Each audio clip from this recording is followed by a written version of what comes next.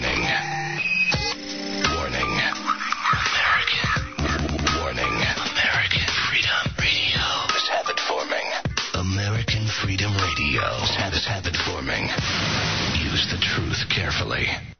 Now, what do you make of, at the end, of course, they bring in these so-called experts, authors, psychological wannabes, I guess, wannabe head shrinkers. Yeah, let me speak to that. I wanted to speak to what you said before. You know, if you're going to talk about security and comfort, what is more comforting than the belief that your own government did not attack you on 9/11? That's the real psychological comfort point. So it's that conspiracy theory of the Bush-Cheney administration, according to which it was those evil Muslims, Osama bin Laden, larger than life, and 19 al-Qaeda hijackers. Those, the external enemy, they attacked us. Well, that's very comforting. It's very threatening. And I've talked to many Americans who say, you know, I'm sorry, I just refuse to believe what you're saying because I don't want to live in a country where your own government attacks you and murders its own citizens. No kidding. And, I've often wished that we were all completely wrong and someone could debunk us because I don't want to believe that either. But we have a lot of history of false flag. In fact, this week I think the history of the USS Liberty, which brings up a whole nother topic, David Ray Griffin, and that is the other excuse that, well, there would have been too many people that would have had to have been involved. They put it at thousands of people that someone would tell on the masterminds to counter the government and the mass media theory, which, of course, is laughable considering some of the things we now know about how good the government are about keeping secrets, like the Manhattan experiment, again, the USS Liberty false flag, the Gulf of Tonkin, which lasted for so many years. But they're right, because without extensive compartmentalization, where the players only know what they need to know and more, people would be out speaking. Oh, and by the way, they are. William Rodriguez, the hero of 9/11, Arabic translator Sybil Edmonds, DHS worker Mary Schneider, David Shippers and his people, Colleen Rowley, Transportation Secretary Norman Mineta, and, of course, Barry Jennings, just to name a few. Yeah, but, you know, the thing is, you can make these points time and time again, and they just keep repeating them because they know they're effective with the masses who don't really look into these things. For example, the very title of that show, Science and Conspiracy, both parts of that are stupid. First of all, if you're going to talk about scientists who've gone on record, who've studied the evidence, you will find that virtually all of them who are independent scientists, that means not ones whose salary is dependent upon the government, are against the official theory and say it's obviously false.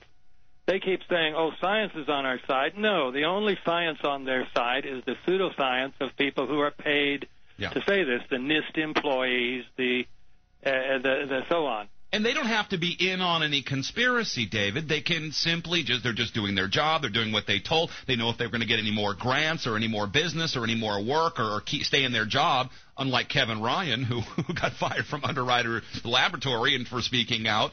A good example there.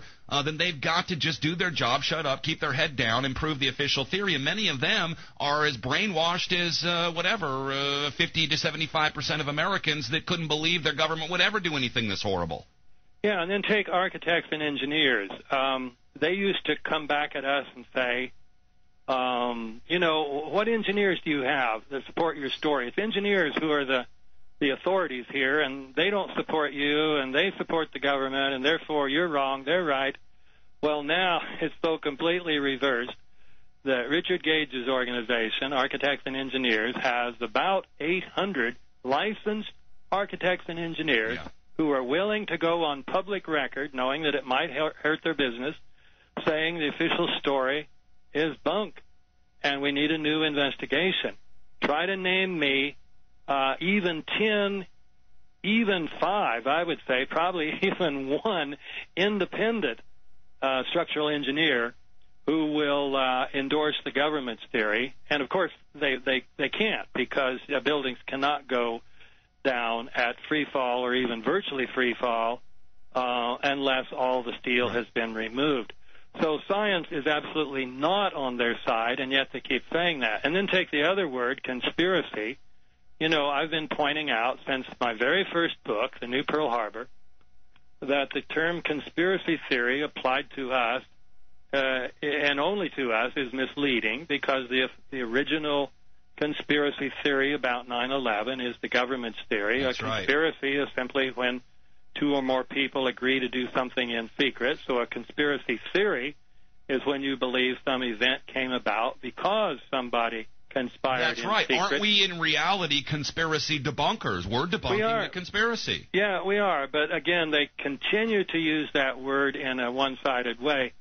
So it turns out no matter how many times you make these points, they just keep repeating them because, frankly, you know, they don't care. Their job is to do their job, is to protect the official story. Sure. And if you want to get into compartmentalization, that is described as separated into isolated compartments or categories in the dictionary, you might want to bring up something like the 20-odd drills, including Amalgam Virgo, which kept people in this isolated, compartmentalized, need-to-know channel where they didn't have to be in on it, David. As you know, they didn't mention this at all during this so-called docaganda. Yeah, but again, I say, you know, I've debunked these various a priori theories. You know, somebody would have talked, or they wouldn't do something so evil, or, you know, on and on.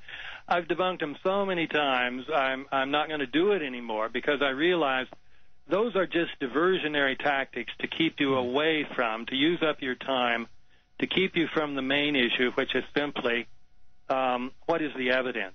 You know, if there's a crime in your neighborhood, the police or the FBI don't come in and say, well, let's see, do you think Tom Jones would have done this? I mean, there's a lot of evidence that says, well, but no, he's such a nice guy, and he wouldn't have gotten away with it, so no, let's drop that. No, they look at the evidence. They That's don't a really ask good these point. a priori questions. Hey, can you just stay 5 more minutes, and then we'll put a big plug out for the new book? Okay. We come this far. I only meant to keep you for 20 minutes, but this is a little complicated, folks. The great David Ray Griffin with us. We'll come back with him right after this. Deadline Live, AmericanFreedomRadio.com.